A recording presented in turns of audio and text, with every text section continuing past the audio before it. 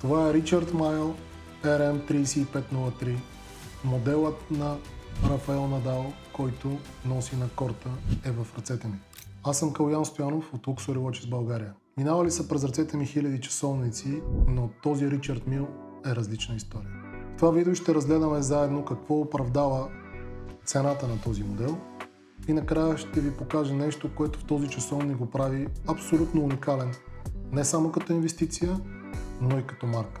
Това, което Ричард Мил са разработвали 3 години и което не съществува в нито един друг часовник на света. Преди да влезем в детайлите, ако гледаш това видео и се чудиш как да започнеш с луксозните часовници или търсиш първия си сериозен часовник, разгледай линка в описанието. Предлагаме безплатна консултация, а и все пак ние работим от над 25 години с оригинални швейцарски часовници. Можеш да разгледаш и нашия сайт, но най-добрият вариант е изпрати това, което търсиш и ние ще дадем най-правилното решение как да направиш правилната инвестиция. Сега нека да поговорим за Ричард Мил. Повечето хора, които чуят луксозен часовник, си представят злато, диаманти, класически циферблат. Тази марка е точно обратното. Няма нищо такова. Корпусът изглежда като от Формула 1. Все едно съм взел болид в ръцете си.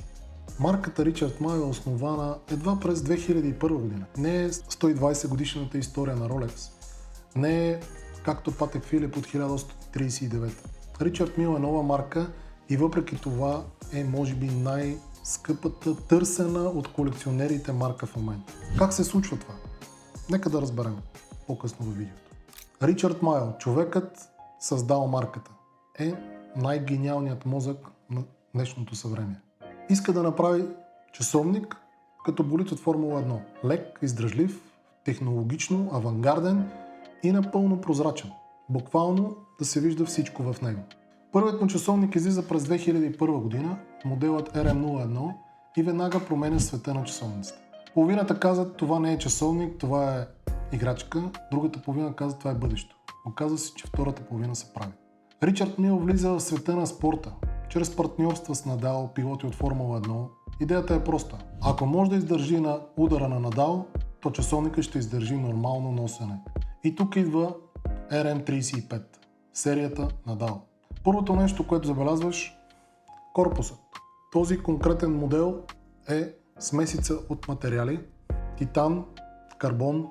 Размерите са 43 мм на 50 мм от лък до лък. На ръката изглежда голям, но тежи много по-малко, отколкото очакваш. Другите версии на RM са разработени в различни цветове. Ричард Майл използва стотици пластове въглеродни влакна или кварцови нишки, наредени под ъгъл от 45 градуса една върху друга. Импрегнира ги с смола, пресова при 120 градуса и 6 бара налягане. Резултатът се получава този уникален корпус. Лек, твърд, изглежда абсолютно уникално. Няма два еднакви часовника, защото корпусите са абсолютно различни. Няма как да направиш два еднакви корпуса. Стъклото, разбира се, е сафир, отпред и отзад, защото идеята на Ричард Майл е да се вижда механизма от всяка страна. Преди да продължим, ако харесате съдържанието, което правим, абонирайте се, за да не пропускате следващите ни видеа. Следващата седмица ще има още по-интересни съдържания, затова очаквайте. RM3503 е напълно скелетонизиран механизъм. Всичко в този механизъм е скелетонизирано, финализирано в перфектните швейцарски и надшвейцарски стандарти за качество. Този механизъм има 55 часа Power Reserve. Истинската иновация на този часовник идва в роторът. При нормален автоматичен часовник движението на ръката навива ротора, съответно ротора навива механиката вътре в него.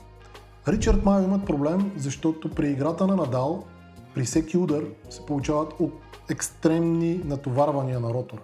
При обикновения ротор механизъм би се навивал прекалено много и това ще създаде проблеми в точността и дълголетието на часовника и правилното му използване.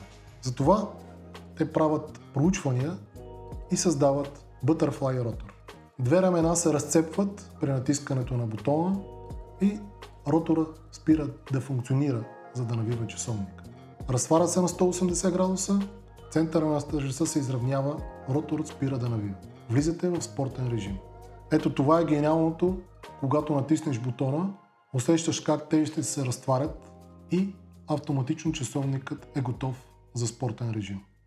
Да се върнем на въпроса. Защо да купим часовник за половин милион евро или повече? Първо, материалите в него са иновативни. Всички хора в света мечтаят да притежават часовник от тази марка. Не могат да си го позволят, защото ограниченото производство прави търсенето още по-голямо. Изработката на този механизъм е уникално финиширана. Говорим за части от дебелина по-малко от половин милиметър. Реално, Надал участва в тестването на часовника, в цялостната концепция в изграждането на този часовник, във всеки един от мачовете си в Ролан Гарос. Ако не издържи на неговото ползване, часовника не излиза на пазара. Цената на този часовник ще расте все повече, повярвайте ми, защото все по-малко бройки ще бъдат свободни за продажба. Следователно, колкото по-малко има тази възможност да купите, толкова по-голямо е търсенето. А богатите хора растат по брой. Луксозният часовник не е само бижу, той е правилен избор. Правилен избор как да вложите вашите активи. Ако гледаш това видео и се интересуваш от луксозни часовници на всякакво ниво, в линка в описанието можеш да изпратиш какво точно търсиш, какъв е бюджета, в който искаш да влезнеш за първа или за следваща покупка.